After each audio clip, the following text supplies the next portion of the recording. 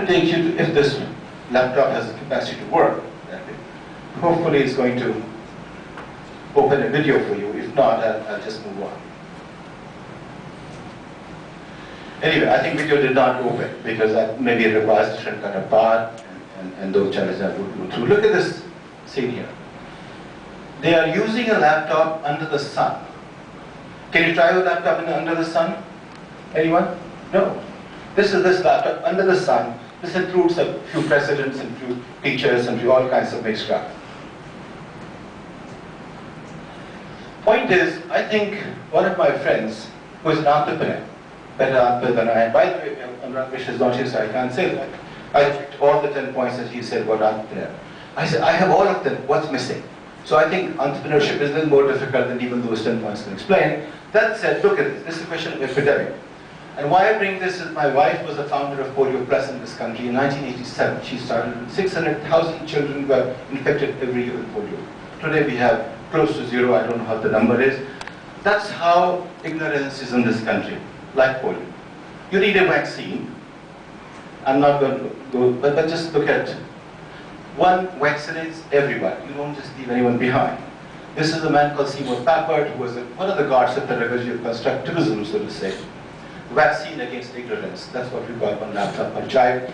It is not going to teach you how to speak, how to read, it's going to teach you everything you need to know. It was prepared to learn everything that you want to know. Each of us is, I like to share this with everyone. Every child is born a genius. Every child is born a genius, and we work very hard to make them like us. So genius to us is a very unfortunate transition. Can we let them be who they are? And the idea is let person become who the person is.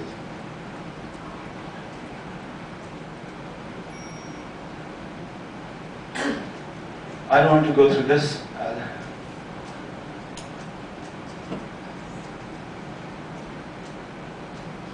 Basic issue is this. Tomorrow's language is going to be different from the language of yesterday. 30, 40 years back, began thinking in terms of 0 and 1, digital language. That has changed India's mood, India's wealth, because we taught some people how to program. Programming is a very base level activity in thinking, effectively. But it is the first level thinking that helps you think about thinking.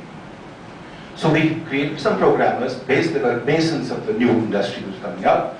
But the next one is going to be what? Biotechnology. You see some CTM, RSM, etc. Those codes are going to be understood. If you don't understand them, we'll be 10 generations behind. India is 7 generations behind today. It's planning to be 10 generations behind if the kind of human resources leadership we have in this country is going to continue. Unless you begin thinking your day after tomorrow and ask you a question. You're leaving your home, you have a car, you're sitting in the car, you have a driver, whatever you have. Now what do you do with it? Where do you want to go? Do you know where you want to go? You just don't know where you want to go. So you just go back to the place you go to. Point is, a nation's destiny, in fact I asked somebody this morning, in the West, no matter which company I pick up, when they plan, they look at 20 years ahead.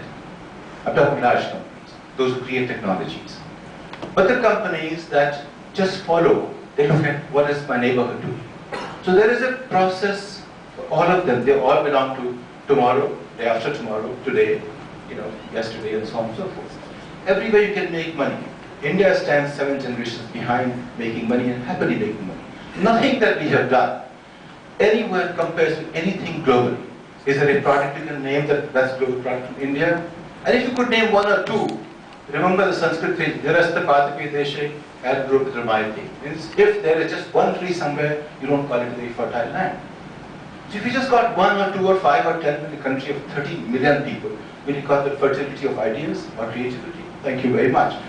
Point is, we have to begin thinking about who we are, where are we headed, and then start thinking, how do we get there? Nobody has time to think about it. Not our, of course, ministers never have time. Secretaries do not, because Education Secretary of India told me, she asked me, how do you want to take it forward? I said, imagine this. I'm a section officer, I come to you.